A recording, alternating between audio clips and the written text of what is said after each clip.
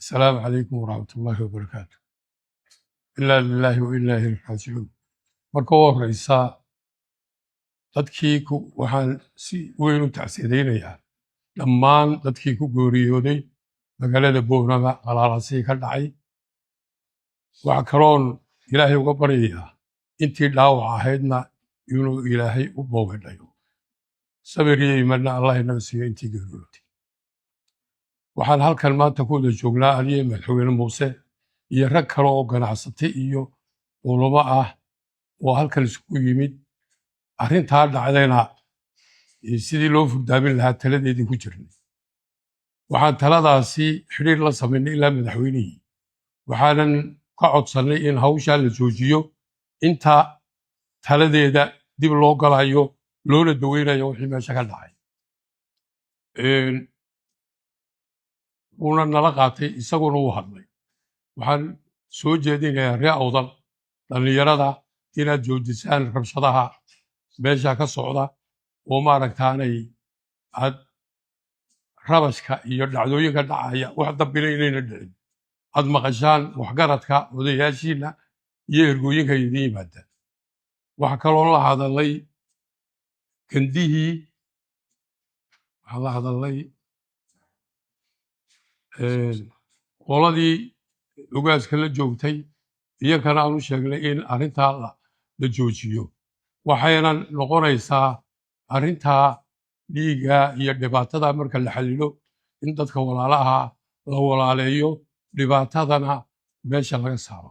waxaan idiin soo jeedinayaa talada aan soo jeedinay inaad qaadataan oo la joojiyo rabash dambe oo dhulkaa ka dhacana la joojiyo meel kastoo ka mid ah gobolka awdal iyo salem. السلام عليكم ورحمة الله وبركاته. بسم الله الرحمن الرحيم. إنا لله وإنا إليه راجعون. مصيبة aan la filaynin oo kadisana u ah dhimasho dagaal xuquuq aynaan filayn baa dhacay.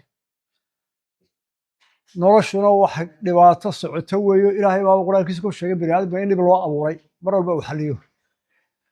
markaba waxaan leenahay maanta wixii dhacay nin waliba uu ka xun yahay. qof kastoo muslima iyo qof kastoo waxgarada iyo qof kastoo Soomaali ku hadlaba waa ka xun yahay.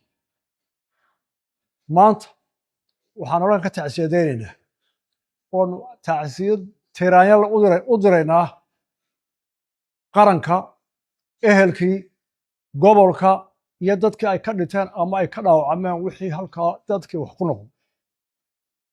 waxaanu ilaahay ka rajaynayaa wixii dhinteen inuu u naxariisto kuwa dhaawacmana ilaahay inoo caafiyo dhibtanna ilaahay inaga qaboojiyo oo aan intaa inagu dhaafin.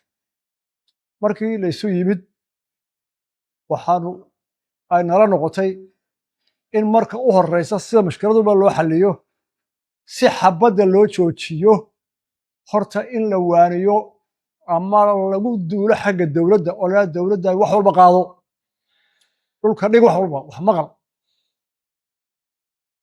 madaxweyne waa taa waa aqbalay wixii la soo jeedina waa qaatay nabad in la doonana waa ballan qaaday waanu fulinayaa waayo nabad wax dhaanta lama hayo. qaar badan baa laga yaabaa inay yidhahdaan ninkaan baa hadlaya miyaan muuse ahayna nabadda doonaya waayo aragnimada ay baraysa in nabadda la doono. qaar badan oo Soomaali ku hadla waana soo ognahay waayo aragnimadu waxay kuu sheegaysaa wax walba in nabadda koro warigee nabaddaan doonaya haddii dee la fahmi waayo oo la gurxacana dadkii ciddii wax diiday baa leh. waxaan intaa raacinaya sidaa la sheegay awdal dadkeeda waxaanu ka codsanaynaa maanta inay isxakameeyaan. dhallinyarada awdal iyo hablahooda iyo haweenkooda iyo odayaashooda walaalayaal intaasoo jeer oy Soomaaliland wax ka dhaceen baa erga ku tagteen mar walboo laydin aqbalay 1 iyo 2 iyo 3 maaha. marka la arko ergada awdal ka timid wax alle iyo waxay yidhaahdaan waa loo dhega nuglaa waanay fara badnaayeen. Somaliland magacaasaa ku lahaydeen abaalkaana waa laydin hayay. maanta haddii laydin soo ergayo maqla ergada maqla maanta nabad baa laydinku ogaa. waxaa qaado weydaan iyo waxaad tabanaysaan waa laga wada hadlay. waxaad gar ku leedihiin waa laga garaan dhinaca kale waxaanu leenahay maanta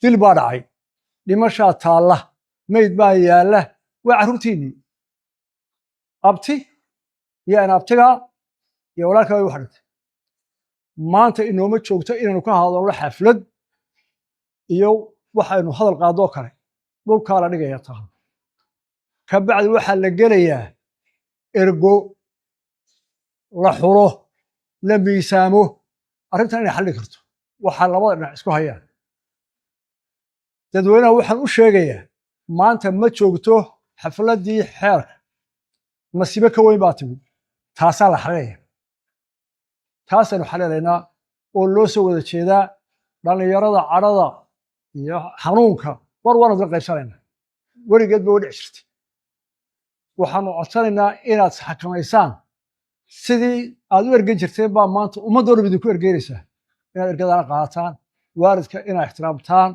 odayaasha inaad ixtiraamtaan arrintii dhulkaa la dhigay idina dhiga walaalayaal oo ummadda ka maqla maanta ergada si aynu waxeenii iyo hawsheenii iyo dhibaatadii dhacday u wada daweyno waa idin tacsiidaynaynaa waanu idin iman doonaa arrinta waynu isla gorfayn doonaa wixii insha allahu wanaag iyo nabad iyo safgarad baynu ku dhammayn doona shee awdala taasaan u soo diraya aad iyo aad baa umahadsantihiin ilaahay taladeenna ha toosiyo ilaahay dhexdeenna nabad iyo barwaaqo iyo xadhaha ku soo celiyo ilaahay fidmada haynaga dhex saaro shaydaanka naga dhex boodo ilaahay haynaga qabto wasalaamu calaykum waraxmat ullahi wabarakaatu